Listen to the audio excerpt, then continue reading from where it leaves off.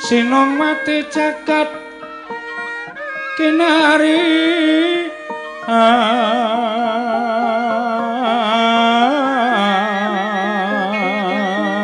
among mbak lumembak ombak ing samudra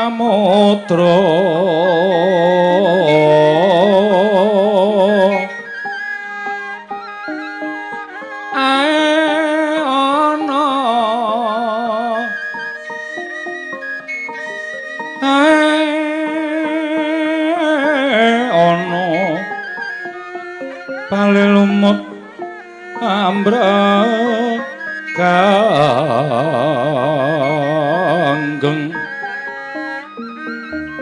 awita denceng-dencengan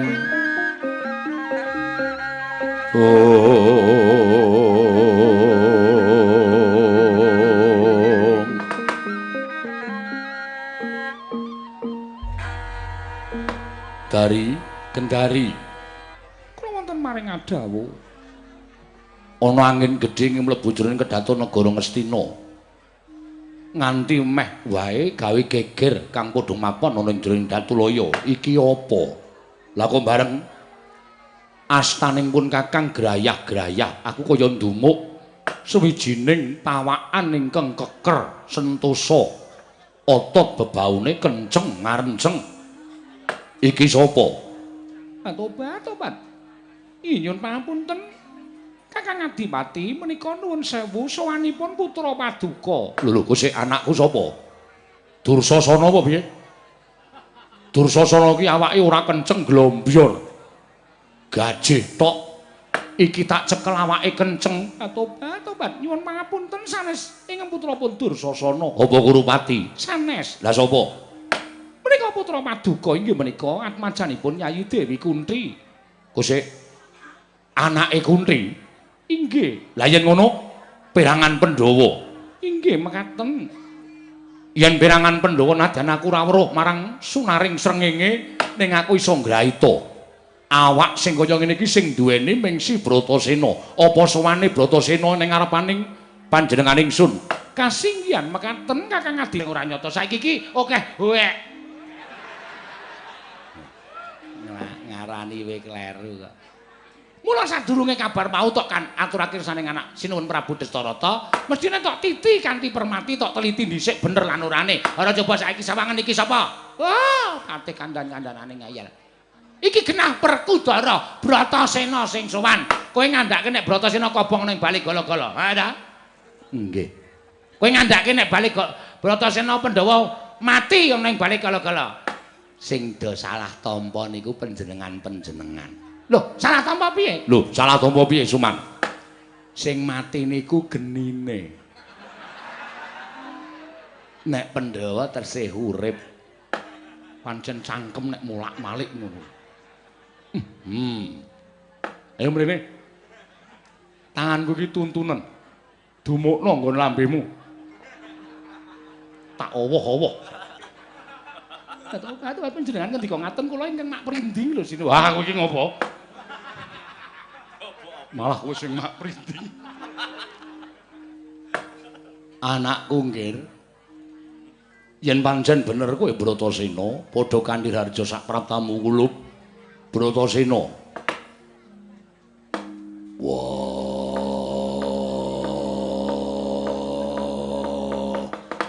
Biyo jagat Dewa Bathara. Wah, nadyan lagi krungu suarane wae mung krungu suarane ning aku iso nggagapi kaya ngapa to pewujudanmu lan pasuryane anake Pandhu sing nomor 2. Piye? Darja sapraptamu. Dastarata bapakku. Slamet tekaku aku ngaturke sembahku katura. Tak tampa. Dikabarke mati karo Patih Sengguni Bratasena. Wah, muga-muga tansah pinaringan dawa umure para Pandhawa. Syukur kuwi sing tak karepake. Putu padha larja sak praptamu nggir Bisma agekku slamet. Aku ngaturake sembahku katura. Kula wargamu padha menyang endi? Puntadewa, Permadi, kembar kelawan ibumu saiki padha mapan ana ing Saptawarga. Dadi siji karo kakek abiyasa. Syukur-syukur yen to pancen kaya mengkono isih kahayoman. Yuwananing Hyang Mahanasa kulup. Bisma kakekku iya. Anak-anak maning dita bocah mursid. Isom iku dhuwur mendem jero karo wong tuwa. Bratasena kowe padha kalir harja yo, Nger. Durna bapakku, Durna guruku slamet tekaku. Aku ngaturake basaku katur. Oh iya. Syukur, Nger. Ditimak-trimake ya Werkudara arep ana wong sing ngandhakake nek para Pandhawa wis tekaning pati, ning sing jeneng wong ngabarke wong tekaning pati iki wong sing dikabarke mesti bakal dawa umure, ora sandadak lara atimu, ditampa kanthi ikhlas ya, Bratasena. Yo, tak tampa kanthi ikhlas. Syukur. Puntadewa piye, Nger? Slamet. Permadi anakku. Yo, slamet. Nekula Sedewa pinten tangsen? Yo, slamet. Dewi Kuntri? Yo, tansah pinaringaning kawidadan. Salam ya.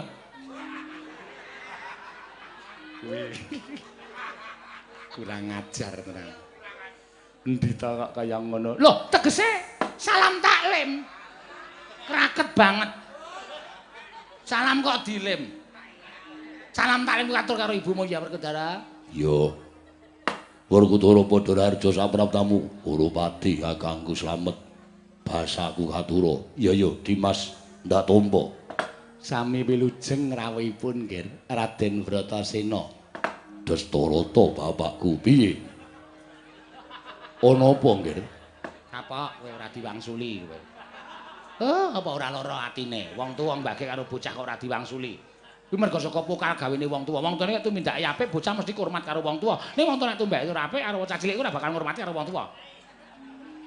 Ya wis ora apa-apa. Ming ra diwangsuli wae kok. Nek aku ora patheken. Oh, manyen kowe iki ngayal kok dipate ora. Piye? Ana wigati apa kulup sawetara aja nganti kesusu nggon nira ngaturake kawigatenmu apa to sababe dene jeneng para sowan ning negara Ngastina. Nanging sak ora-orane kanggo ngluwari rasa kangening wong tuamu ing Ngastina. Sira kulup bakal nyuwun apa lan darbi atur apa marang matura Dastarata bapakku ora ana wong sing tak anggep wong tuwa kejaba mung Dastarata bapakku. Mula sowanku diutus karo Babu Kunthi ngaturake bektine Babu Kunthi lan dulur-dulurku kabeh marang Dastarata bapakku. Ya tak tampa gawe gedhening atiku pangestuku wae tampanono lan mengko aturna lawan adiku Kunthi apa dene kadang-kadangmu kabeh Bratasena. Yo. Dene ndungkap angka loro. Praptaku ana ing negara Ngastina. Sira bakal njaluk negara Ngastina dudu kuwi. Ora ana tembunge Bratasena bakal njaluk negara Ngastina. Lah banjur aku mung kepengin ngerti. Nalika Bapa Pandhu dibanjut dening dewa gajeke Dastarata bapakku nalika semana nunggoni grahe Bapa Pandhu. Ya. Aku mung pengen ngerti kepiye mungguh tembunge Bapa Pandhu pangandikane duk nalika semana marang Dastarata bapakku. Kuwi lha dalah. Yen ora kleru upama ana kurange mbok menawa kurang lantip panggrahitaku pangandikaning Nyai Prabu Pandhu duk nalika semana sadurunge sinendal mayang dening para dewa Kakang Adipati kula titip negari Ngastina menika dhateng Kakang Adipati monggo kula aturi ngesuwi para kawula negari Ngastina panjenengan ingkang kedah dados nalindra namung mangke menawi sampun anak-anak kula ndungkap dewasa negari kula aturaken ngunduraken dhateng para Pandhawa. Negari kula aturi ngunduraken dhateng para Pandhawa. Yen ora kleru kurang sithike kaya ngono tembunge Pandhu. Wektu dina iki nadyan Dastarata bapakku nuwun sewu duwe cacat ya kuwi calahina, cacat netra. ora weruh marang gelaring jagat nanging aku percaya mata batinmu luwih awas tinimbang mata lair netra lair ora weruh nanging netra batin bisa nyumurupi marang gelaring kahanan mula wektu dina iki Pandhawa wis padha dewasa Pandhawa wis padha gedhe Pandhawa wis padha ndungkap wis pantes sarta wis cocok yen to Pandhawa kudu nampa negara. Ora jeneng dina iki kudu dibalekake marang para Pandhawa, nanging aku njaluk kinantenanan wanci ingkang ditetepake. Wancine besok kapan? Dinane apa? Sasine apa? Taune kapan? Pandhawa bakal nampa negara Ngastina sakukupane saka Dastarata bapakku. Pramara mangos wamyung ambreng kadi karunaning kaswase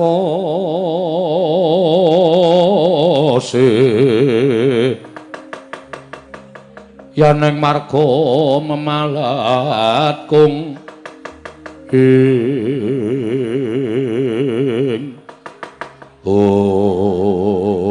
jagat dewa Bathara jagat pangestu ngoro wirata nganti kaya didodhok pulung atine wakmu Dastarata ing Ngastina Bratasena Dastarata bapakku apa upama aku mbok anggep wong tuwa ingkang sasar susur tumindakmu sakaremu nggonmu ngarani upama aku mbok anggep wong tuwa sing kumo lancang kabeh mau jer wis kelakon mangsa bara nggono bakal mestani kalawan wong tamu Ngastina nanging kowe tak kandhani ya nggir ya merga saka pokal gawene Patih Sengkuni ya Patih Suman ingkang ngandhake Pandhawa padha tekaning pati ana ing bali golo-golo wekasan pupus Bayu Kang Tapis ora duwe pangarep-arep awakmu Dastarata ing Ngastina tumuli kadangmu Sikurupati kadangmu tuwa ingkang dak wisuda minangka dadi Prabu Anom ana ing negara Ngastina bakal gumanti keprabaning wong atuwamu aku nalika semono bakal ndak jabel apa kang dadi ucape Dastarata ewa dene-dening eyangmu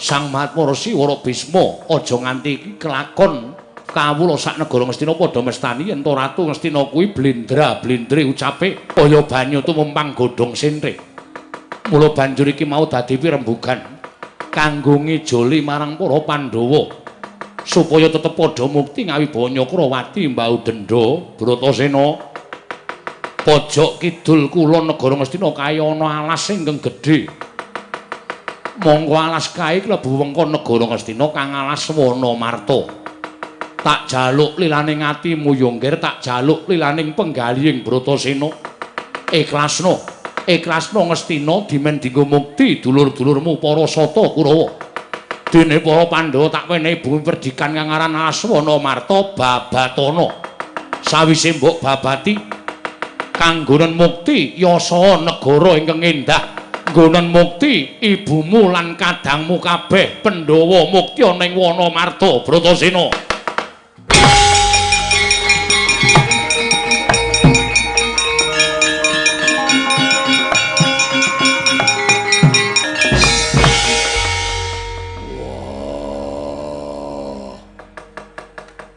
Dastarata bapakku aja nganti sampeyan diarani ratu sing mencla-mencli supaya tetep bisa dijaga kanarindraning Dastarata bapakku nadyan Bratasena kudu adus keringet babat Wanamarta bakal ndak lakoni dadi sira anak lanang trima ora trima sebab apa malah kepasang yugya katujuhe nujumbuh karo dawuhe Pandhu yen Pandhawa isa bebodro dhewe luwih becik timbanganing jagake marang warisane wong tuwa.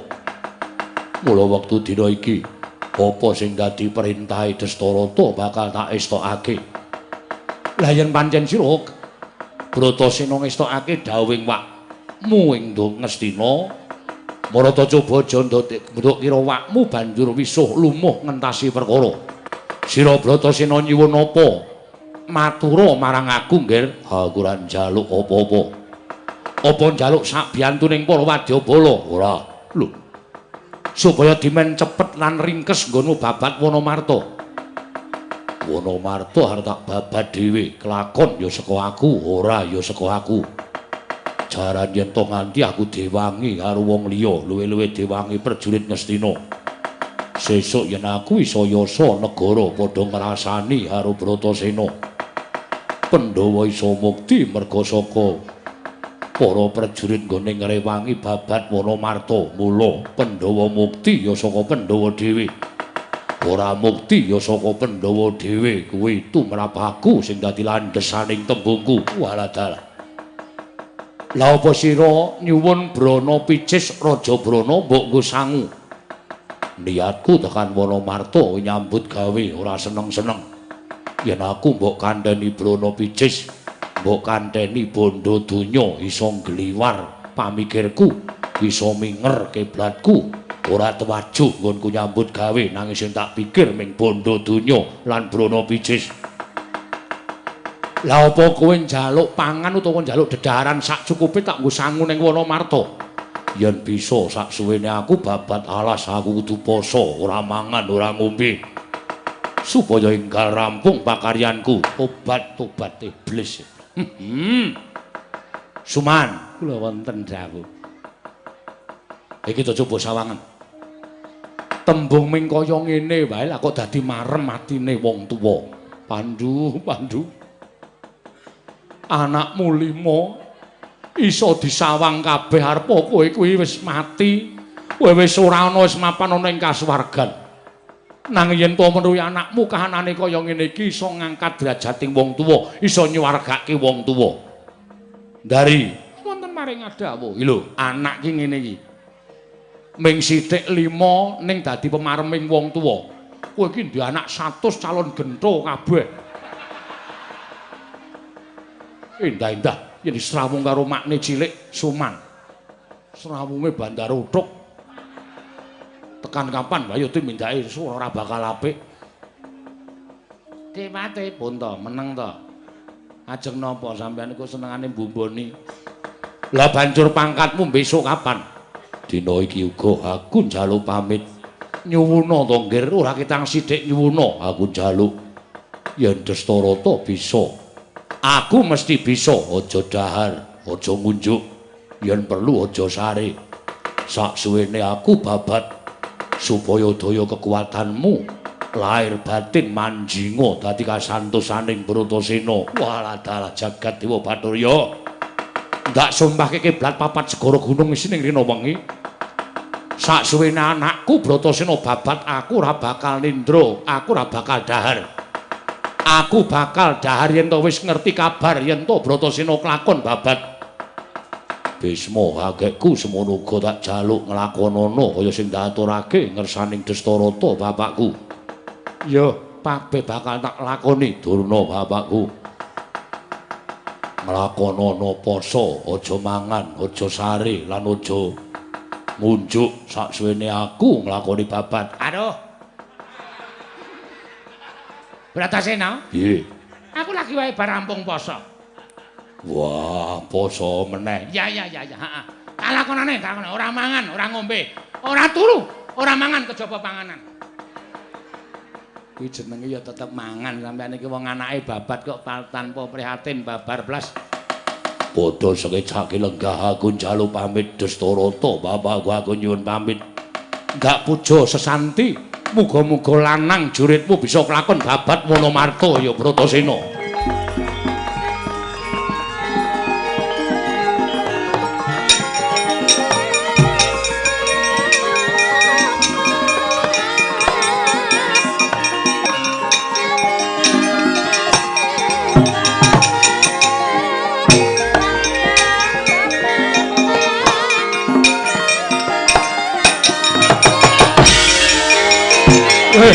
Bratasena, aku arep mbok kapaki ya.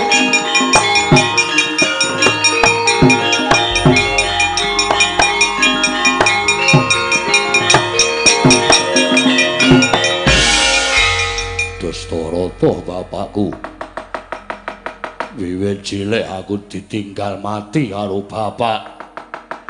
Sing tanggep wong tuwa kowe. Mula kaki sawangen. Jagatku iki jejeg apa mlengkung. yen jagatku jejeg tegese aku kelakon babat yen jagatku mlengkung tegese aku mudhar ning Wonomarta Dastarata bapakku waladala jagat Dewa Bathara anakku ngger anakku ndak sawang saka kene nadyan aku ora weruh marang kahanan nanging srana netra batin ndak sawang jagatmu katon manter sak sada lanang sembundul ing awiyat cetha lamun kelakon nggonmu babat aku njaluk pamit.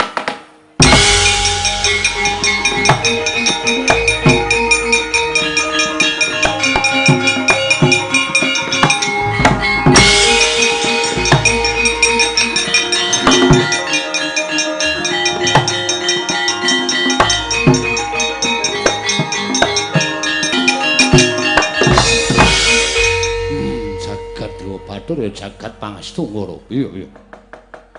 Wah.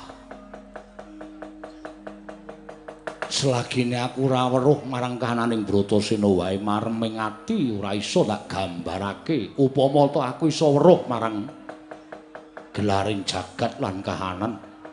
Apa ora saya bombong ati ning wong tuwa kaya aku. Suman. Kula wonten dawuh. Kowe isih tetep karo penemumu yen to Pandhawa wis tekaning pati? Iki mau sing tekan kene sapa? Inggih, Dayah. Dayah dengkulmu mlocot tuh. Inggih, Raden Bratasena.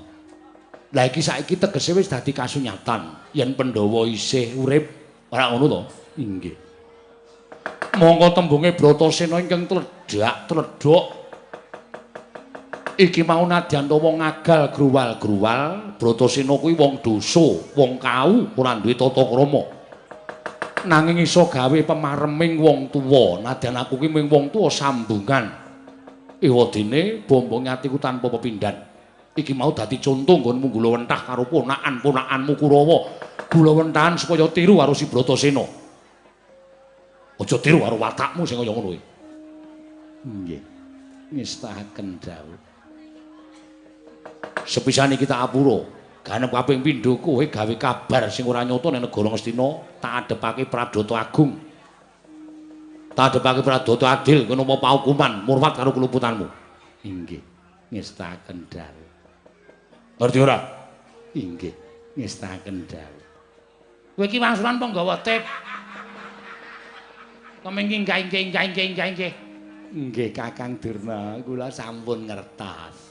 Kula niki dalu niki dadi wong elek, dadi wong kejeglong. Dadi wong keceblok kula niku wis krasa mboten sah diseneni. Oh, sampane kula ora dunek kaya ngono kuwi. Ora ndang malik-malik pambekan sampean. Nggih pun, sampun kula akoni nek kula salah kula kalah. Lan sak gedhakan iki ingsun dawuh karo Patih Sengkuni, aja pisan-pisan kowe nyarusiku ngganggu gawe Bratasena nggone babat Kurupati wonten dawuh. Kowe anake sapa? Nggih, putra Paduka Kanjeng Rama. Tegese kowe kudu manut karo wong atuwamu, kula nderek kersa Paduka. Yen mengko makmu cilik Sengkuni dawuh karo Kurawa supaya kon ganggu Bratasena, kowe kandha aku tak idek-ideke Sengkuni. Nggih, ngestaken dawuh. Durna, wonten dawuh sinipun. Ora usah wedi yen pengen matur karo aku pakartine Sengkuni kepengin ganggu karo si Bratasena. Kowe matur karo aku. Oh nggih. Ngestaken dawuh. Ora gawe-gawe lho Kakang. Sakarepku. Sampeyan yo elek tenan kok. Sampeyan ki sok bakal yo elek. Sok ya sok saiki. Niki lakon-lakonan baku ora bakal elek kula nek lakon wahyu niku kula elek. Nggih, ngoten. Nggih. Mula kang sangka kuwi kabeh wae Kurawa aja ganggu gawe Bratasena. Nggih ngestaken dawuh. Kaki Prabu wonten dawuh. Luwih becik ayo tak kanthi manjing sanggar pelanggatan. Parengipun manekung marang ngersaning dat Kang Murwingdat manembah nyuwun ngersaning Gusti Kang Mahanasa. Muga-muga si Bratasena bisa kelakon babat Wonomarta. Sewawi kula dherekaken ndari kula wonten paring dawuh. Ayo tuntunan aku mlebu jroning kedaton. Sewawi kula dherekaken. Suman kula wonten dawuh bubarna kang padha sibuk ingsun kundur ngedaton. Non ngestaken dawuh sinuwun kaya wis purna gatine maranggilan. Sanata satu kundur kedaton jeluk saking dampar ketara kenapit gambaran gading kadhiraken sangganing Promban Cedi manggung ketanggung Joko Paloro-loro ingkang sami ngambil patraning Prabon. Gawe sing saking Mandura tindak Nyosri Naranata. Lamun katinon saking Mandura kaya gumebyar candrane.